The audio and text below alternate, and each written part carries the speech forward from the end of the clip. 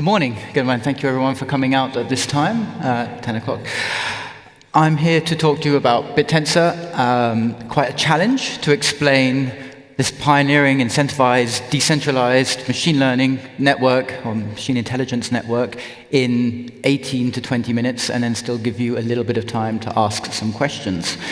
It's a rabbit hole when you go down it, but that's what I'm going to attempt to do, and I'll be around afterwards if anyone has any other deeper learning questions that they want to ask. So I'm going to get in quite quickly with some origins, some brief origins and history, because the real thing I want to explain is the current landscape of Bittensor, where we find ourselves now, and people may have seen or heard about it over the last year or so, but I find the advancements over even the last month already put us in a place that could be very interesting to, obviously, Urbit developers and anyone wishing to utilize this technology. So, a little bit about the history. You would have seen from some of the sound bites. It was created by Jacob Steves and Alice Shabana, two researchers at 4AI, which is obviously now Cohere, who were independently working on the same idea, and they came together. And this idea has its roots in Bitcoin, and a lot of the tokenomics of the incentivization layer of Bittensor have throwbacks to Bitcoin. But what they were looking at was the computational power of this enormous network, and how something like this could be used and applied to their field, which obviously was GPU compute and the production and the market for intelligence. So what is Bittensor? This is the question. It's I see it as a multi-layer network, and this is one of the important things to understand. The data layer, this primary data layer, is all about the generation of intelligence, or now also resources. But then underneath that, you have an incentivization layer, which is a blockchain-based layer, because one of the questions we often get is, what is the limitation of your network? What's your throughput? What about blockchain issues? What's your TPS? These are very separated layers. The power of the data layer is infinitely scalable based on the resources of its participants. Whereas the incentivization layer is purely responsible for recording the value, the incentivization landscape, or the incentive landscape of the ecosystem. And then the jam in that sandwich, so to speak, is the consensus mechanism, UMA consensus. I'm going to talk a little bit more about that later, but it's essentially a consensus mechanism that assigns a value and enforces an agreement between the participants of the network to assign value to that data, to those resources. At a fundamental level, that's what we've got. Who uses this? Who are the participants? Obviously, you have users. From end users, consumers, developers, business, anyone that wants to access this network are fundamentally the users. And the network itself, the network is actually a network of networks. Each network within the Bittensor network is now called a subnet. And it's an individual instance of the Bittensor network, controlled by a root subnet. Now, the root subnet is very interesting. It's like a market of markets. It decides, or helps the users of the network decide the value of the different subnets or commodity markets within the Bittensor network. So I've got a diagram for this, but I just thought I'd go through this first. Each network is made up of miners and validators. Miners produce intelligence, resources, compute, and the validators assess the value of this intelligence and assign it a value, which then helps the miners understand the value of what they're doing and naturally evolve. So any user must go through a validator. A validator is like a gateway to the network. And this is one of these very important concepts, because what this does is it promotes a relationship of trust between validators and miners. It adds layers of security in that the network cannot be abused by external forces. And how a validator queries a miner, and this is a very abstract concept. Actually, the subnets themselves can be now designed in a way that suits a developer of a subnet, but the abstract concept remains the same. As a validator, you query a miner. You ask it a bunch of questions. I come into a room, I'm the validator, you are the miners, and I ask you a question, or I ask you for a proof of of resource that you are supplying, and you give me back your answer, your answers, your collective answers, and I can assess and score those answers with the Yuma consensus, and then I can rank you, and I can ascertain and give you a hierarchical list and scores to which obviously you are then incentivized and rewarded, and based on your responses, I can then pass those responses to the user, to the incentivization layer, so you get your reward, and then you, as miners, and this is a visualization site, oh, comes a visualization, can visualize this and use these results in order to improve what it is that you're doing, you're offering to the network. So the incentivization layer, very briefly, it uses the native token of Bittensor, which is tau, and the miners and validators, as I said, are rewarded in this token for performing tasks within the network. And it is a substrate-based blockchain, and I'm happy to go into further details on that, but in itself, this is a visualization of it that we might look at on a day-to-day basis. This is actually a site called, or an element of a site called taustats, and this is what a miner might look at to say, I know it's just a bunch of numbers, but what this enables you to do is to see how you're performing against other people, your value, how you're being rewarded, how others are being rewarded. And in an incentivized network, what this does is it strives for betterment and improvement, natural Darwinistic improvement of the network. Miners lose their position on the network, new miners come in, and it becomes a highly competitive environment with which the network and the resources supplied by the network improve. How is this all worked out? This is one of the magic of the Bittensor ecosystem or network is the Yuma consensus. It's an agreement on the quality and the value of the intelligence or resources being produced. Now, this is actually quite interesting because this transforms incentive into what I would call an incentive landscape, a way of assessing the overall value of a subnet, so a commodity market within the Bittensor network. And what this does is it strives towards the betterment, naturally towards the betterment of the network. The participants, it is within everyone's interest to better the resources, to better the answers. If I was to ask you all a question and you were to give me back an answer, and I would throw out the 3 people that gave the answers that we all decided were of the least value and invite in some new participants, the collective intelligence of this room would increase in value. Assuming we have people outside who still want to come in. If we were incentivizing them to come in, we're highly likely that this room would fill up with participants very quickly. The beauty is it is also agnostic to data types. Being designed originally around language models, inference, one of the harder things to measure, it has a kind of a fuzzy consensus which allows it to be applied to many different data types, but also allows it to be applied very simply to binary data types, whether you are providing a yes or a no, a right answer or a wrong answer. So as you'll learn in a minute when I talk about some of the data types that are on the Bittensor network, it's incredibly flexible to any kind of utilization or deployment of these subnets. So where are we now? And I think this is the most important thing because we could go back and I could spend another presentation talking about how we got to where we are. There's been many iterations of the Bittensor network, many points that I would consider to be proofs of concept from which the next stage picks up.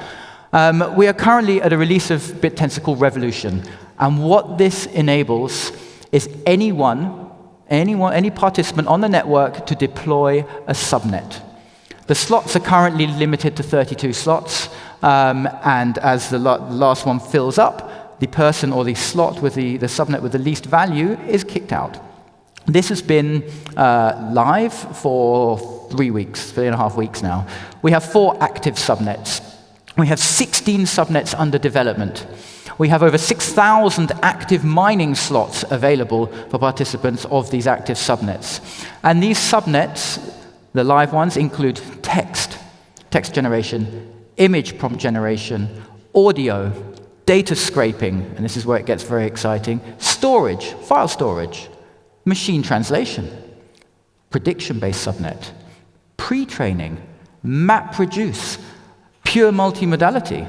And these are just the ones that have been registered in the last 3 weeks. And my personal belief is that we're currently looking at phase one, a wave one of subnets where people are coming with these abstract ideas and proven theories. It's a language or it's a machine intelligence-based network. So, of course, we want text prompting on there. Of course, we're going to get image generation. I'm sure video is going to pop up soon. The first things we think about when we think about distributed compute, a render network, file storage. But soon what will come as these sort of initial ideas come forward will be a second wave of people looking at things and saying, that's very interesting, but have you thought about this? And I'm very, very excited about this. And developers, they access the network through either simplistic API keys or directly onto the network infrastructure.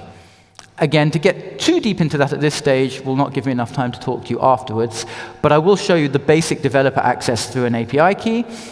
Building onto the network requires building through a validator or having direct contact with a validator because these validators provide this gateway to the network.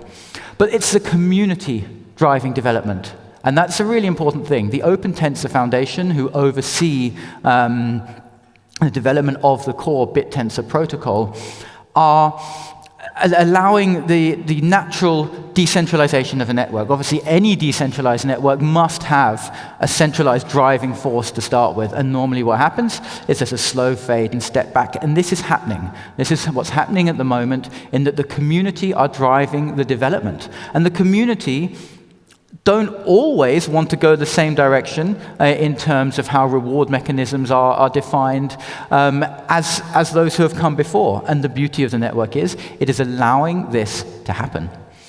It is essentially free market economics in its purest form. Value proposition through the assignment of incentive. If we like what you're doing, if the network participants like and value what you are doing, you will succeed as a miner, as a validator, as a provider of intelligence. Just some basic UI as to what you might look at now if you wanted to access the network. Anyone can go and grab an API key. They're free, because the incentivization structure of the network currently is promoting this community-driven or this development-driven initiative where the network is incentivized. So through that incentivization, and the fact that the miners are being rewarded, the validators are being rewarded, those that want to come and build and develop on this network are not having to pay to play, so to speak. So you can go on and you can grab a free API key. Now, these are API keys that you can instantly use for image and text today. You can do it, as you're sitting here. You can't get this with an OpenAI key. You can't go and get this with a stability key. Yes, you can link together a number of different keys, but this, within the next month or so, will allow audio, will allow you to store your files, will allow a plethora of different access all through singular API keys. An interface is easy to sign up. You can code it in any language. It is language agnostic.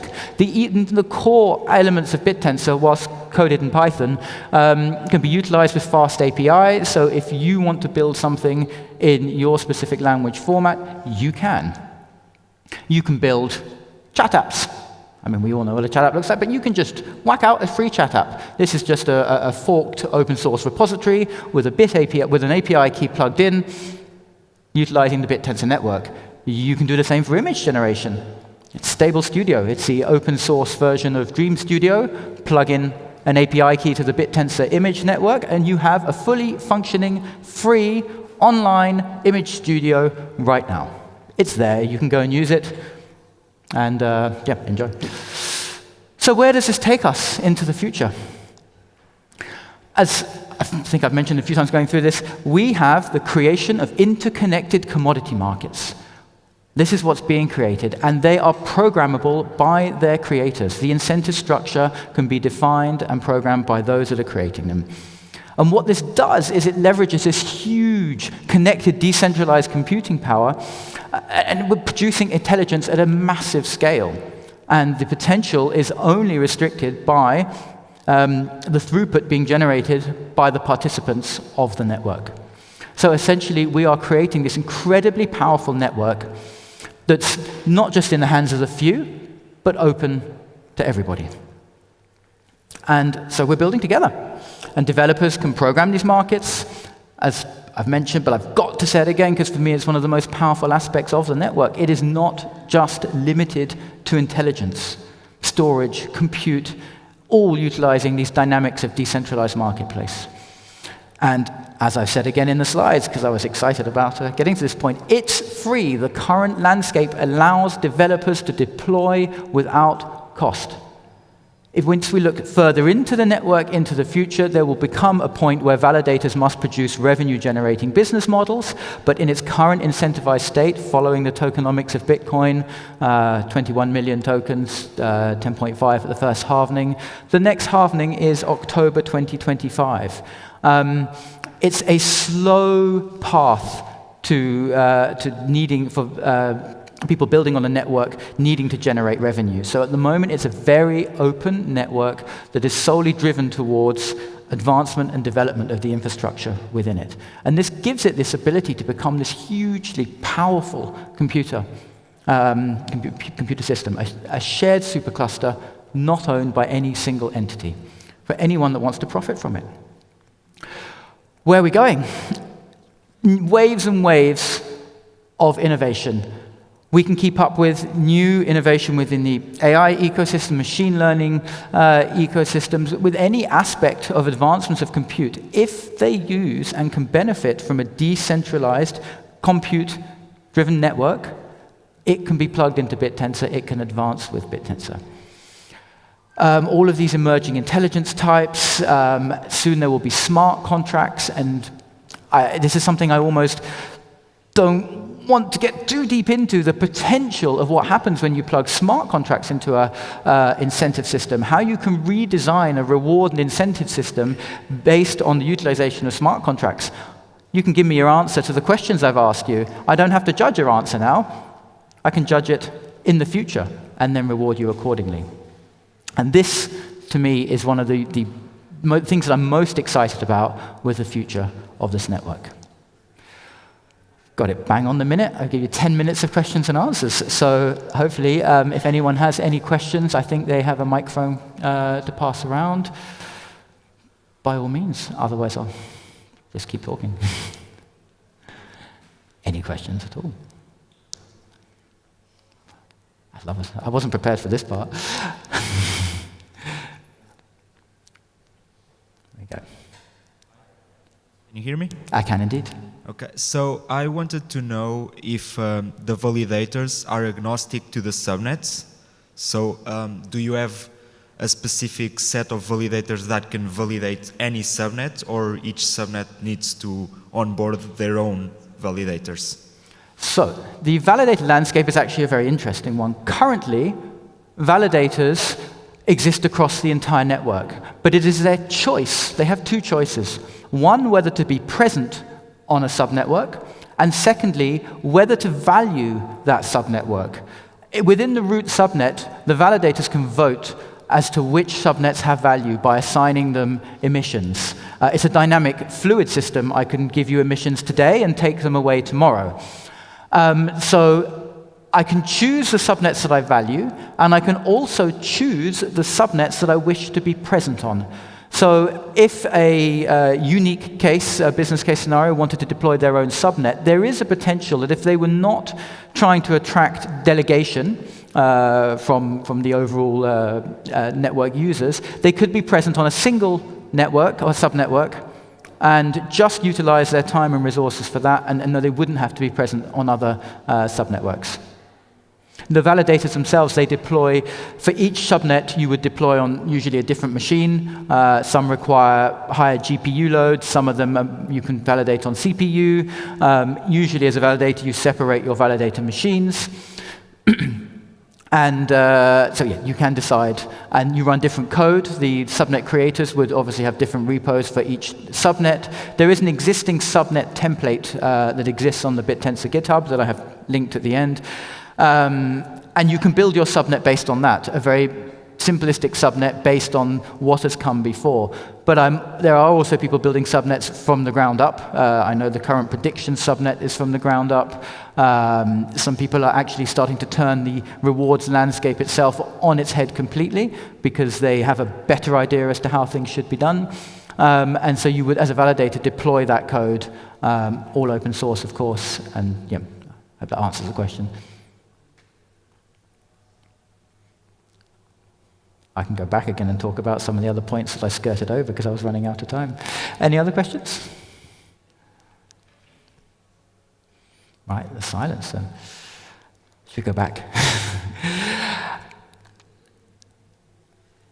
I think one of the things that's always interested me with this network is understanding, I think, the economic side and the ability for it to really provide developers with this ability to create applications that touch end consumers. One of the things that I've been talking about with people that I've touched base with here with Urbit, and I touched on it yesterday in my talk, was very often we build these ideologies very much around a technology-based background. We're all quite tech-orientated, and we have solutions that work for tech. But what this network, whilst being incredibly technical at the moment in terms of getting to grips with it and understanding the concepts, it also provides, through validator services, a very simplistic way for anyone to get involved with it. Many years ago, I taught very basic web development at university, and I feel that I could go back to that stage and be teaching 17, 18, 19-year-olds how to program with AI using very basic sort of JavaScript techniques. I'll come back to where we were here. Just going into a classroom, showing someone how to download or to create an API key, letting them choose whatever language we might be covering, and build basic apps in 5 minutes. In fact, you can even use the app to build an app. We have systems within Bittensor recently that have been built on utilizing the chat interface. We have a meme token where they program the smart contract using the API, the Bit API text chat interface. So this, for me, is incredibly powerful, and one of the things I want to leave you with, as someone who doesn't have a huge amount of experience in Urbit itself and the potentials, so I don't feel I'm in a position to tell you how to integrate something like a decentralized compute network with Urbit. But what I would hope is that I leave you with possibilities, ideas, a little seed of imagination planted as to how Urbit might utilize access to a network like this. The self-sovereign identity and data that you hold within an Urbit, within your Urbit instance, the power and potential of being able to connect and send out and receive back through a decentralized network. Unless there's any other questions, I'm going to leave it there. Thank you.